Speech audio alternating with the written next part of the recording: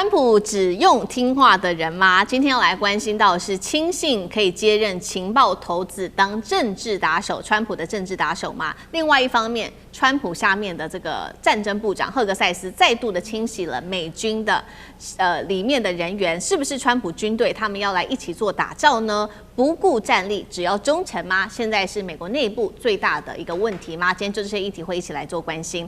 川普的内阁今天要关心到的是，又是一位重要内阁现在确定请辞了。这位今天要来特别关心的是国家的情报总监，他叫做巴加德。巴加德最新在 X 平台上面宣布他要请辞了，理由给的是是为了照顾罹患罕见癌症的丈夫，但是呢，美国的媒体其实直接炸锅了，他们不信这一套，他们认为说呢，其实他是被请辞的，包括了外媒跟政治圈都开始做了一个分析，原因是因为他们认为巴加德之所以请辞，是因为他是一个反战的人，尤其对于伊朗动武这件事情上面立场是跟川普完全不同的，甚至呢，在这个政策的会议决策上面，曾经公开反驳他的说法，还丢下了一句我不在乎他说了什么，更把巴加德排除在决策圈外。那么这一位接班的人，今天我们要来特别关心到的就是他了。38岁的这一位是联邦住房金融局局长，叫做普尔特，他来暂代国家情报总监。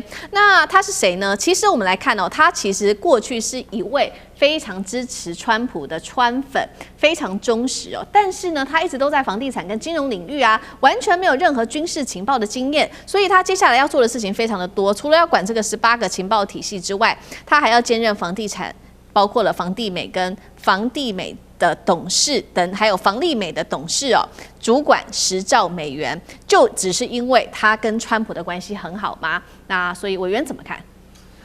对啊，我觉得川普真的很妙哦，就是永远会给我们带来很多意外的惊喜。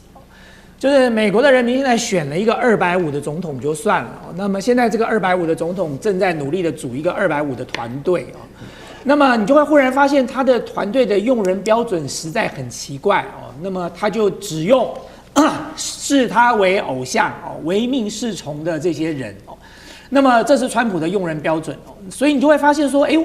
美国的海军部长哦，居然是来自于金融界的人士哦，跟海军八竿子打不到边哦。虽然他后来离开了，然后你现在发现，居然连国家情报总监呢、都来了一个地产业的这个新秀哦，因为这个现在的这个新任的这个国家情报总监，他们是一个重大的家族哦，在美国的地产界是相当有名声的哦。这个人相当年轻，才38岁而已，居然用了这个人来当国家情报总监了。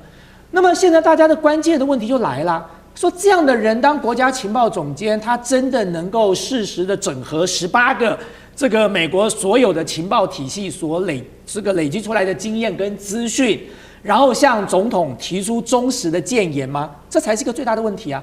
还是他永远只讲川普想听的话哦，川普想听什么他们就讲什么。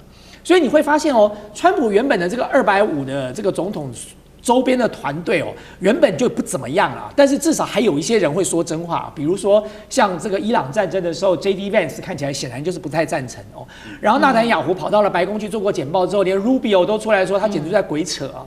那更不要讲像加巴德哦，像很多这个当时的一些重要的官员，甚至连这个参谋会这个联席会议的这个主席，他当时所提出来的也是很保留的意见哦。最后事实证明，这些人讲的都是真的。就这些人警告川普的问题，后来都发生了。川普自己反而陷在了泥淖里，因为他当时被纳坦雅胡骗了，或者是呢跟着纳坦雅胡一起兴高采烈的上了那辆战车了哦。那么现在问题来了，你换到了另外一个听话的人了，那这个人究竟接下来呢？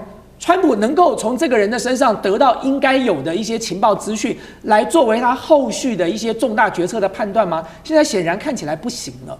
所以呢，最终这个团队就会变成一个以川普这个250总统唯命是从的250团队哦，就川普讲什么我们就往哪里走，川普说的永远都是对的。那我题外要再讲一件事情，各位知道这个人啊，这家伙掌管的房地美跟房利美是什么？是美国最大的这个所有美国现在的房屋的贷款都是。这个债务都是集中在房地美跟房利美身上。当时的次贷危机造成最大的冲击，就是因为房地美跟房利美他们当时的债务发生了问题了。所以大家想一想，我们刚才讲了，卡债、美债陆续都发生问题了。然后，如果今天沃许要开始缩表，他把手上所有的债务要丢出来，将近3-4兆美元的债务丢出来了。在这个情况之下，房地美跟房利美他们当时所累积的这个房贷债务撑得住吗？所以这个家伙未来就已经要面对美国接下来的这个金融冲击了。然后你再把这个人拿过来兼任这个管理18个情报机构的国家情报总监，我无法理解川普是怎么想的哦。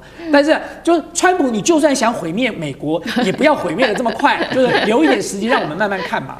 对，好，所以这个情报总监未来是由这位拥有房地产经验，但是完全没有军事跟情报的人物来接任。那接下来对于现在大家最关心的这个美伊战事，会不会有什么样子的后续冲击影响？那汉你又怎么看？亲贤臣，远小人，此先汉所以兴隆也；亲小人，远贤臣，此后汉所以倾颓也。看到了吗？活生生在美国上演。那加巴德呢？我们都知道，他过去就是因为跟川普唱反调，他拒绝为战争背书，然后他也说美国跟以色列其实是有很大的盲点。那他呢，就从头到尾都认为美国不应该陷入中东的战争泥淖，所以呢，就被赶走。讲白了就是如此。结果换上来的这个我们说的这个普尔特，刚才大家也都提到，超厉害，对吧？房地产豪门继承人，零情报、零军事、零外交经验，最擅长就是用他的这些金融局的职权来调查川普政敌的抵押贷款问题。过去就是当川普的政治打手，现在呢，一人身兼3职啊，掌管超过10兆美元国家资产跟全美的情报网络。这个利益冲突在哪里呢？然后呢，所谓的权力分立制衡又在哪里呢？完全没有。所以未来啊，这个情报政治你当然是要中立、客观、真实，不受到任何的政治影响。毕竟你是要打仗嘛，你要看的是真实的东西，要报告的也是真实的内容。那现在呢，是任命他的忠诚，任命他的亲信。所以未来情报机构还能够再提供真实的讯息吗？还是会提供政治斗争的工具？还是会没什么用？反正都只是帮川普的作为来做出决策呢？所以本来啊，在美国他的任命是有参议院要有听证啊，要有同意啊什么的。但现在呢，川普啊直接透过代理任命，然后就绕过了这个手法。所以，在美国政治当中的权力分立啦，或者是这些的有效制衡机制啊，其实完全崩塌啊。那本来的专业取向也向个人效忠，全面投降。所以在未来呢，表示第一个政治极化更加的加深了，忠诚会压倒一切。第二个呢，整个的制度空转，然后川普他的帝王总统性格啊，又一定会更加的加剧，所以各种的监督跟制衡呢，也可能都会被掏空。那至于在外交战略当中呢，我们只能够敬请期待。好，而且我强烈的怀疑哦，你说普尔特能够提供什么样的情报资讯呢？他以后所提供的情报资讯，可能是告诉川普说，全世界哪里的房地产会涨，可以去炒。所以川普从炒股、炒币，接着来炒房地产。对，好，那犯了同样错误的，其实呢，刚刚我们讨论了嘛，除了川普之外，再来就是赫格塞斯，他最近也做了类似的事情哦。那我们来看到的是，他阻挡了8名的海军上校的升迁案，而且这非常有争议的原因，是因为他还提拔了一位是他的亲信哦，来升上这个案子。那么被卡住的官员有2位是女性，有2位是非裔，也在当中涉及到是否有这个种族歧视的问题。再来就是赫格塞斯，他上任之后被统计说已经撤换超过20位的将领级的军官，被质疑是否只打造听命于川普的军队呢？干哥怎么看？好，什么样的组织出什么样的奴仆，对不对？一定是这个样子吧？赫格塞斯完全学川普那一套，而且川普还放任他这样。我记得这个事情我们几个月前才刚讲过嘛，对不对？他今天阻止了2名非裔的上校要晋升准将，又阻止了2名女性要晋升准将。当时我们就很大的那个挞伐声。他现在更可怕，他现在已经阻止了8名的上校要升那个准将。因为他们的制度，美国的那个军队的制度是一定要先升上准将才能升上少将。跟一般的国家不太一样啊。那但是以美国军人上校要升到准将，这是一个很大的光荣。坦白讲，是对整个家族都是很光荣的事情。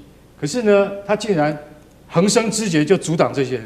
为什么？你知道为什么吗？因为这些人不是那种跟他理念相同的，或者是他们是非裔，就是他们可能是黑人，或者是他们是女性，或者他们是多元的，大家就知道。也就是说，在性别认同上面，他是不准跨性别者。所以在这种情况底下，有这样的上校就被他阻止，这个人绝对不可能升上去。为什么？因为他可能是同性恋者的嘛，绝对没有他的份。好，那之后结果你知道，他说这是维系军中优良的传统。然后因为拜登当时没有维系这样优良的传统，造成美国军队的素质会下降。可是拜登当时也讲了啊，他要卸任的时候也讲，我们就是因为不计较他的肤色、种族，我们只看他的能力，所以这样子。那你知道他现在已经阻止8名上校了，他还要阻止什么？他说以后记者不要给我到我的办公室来。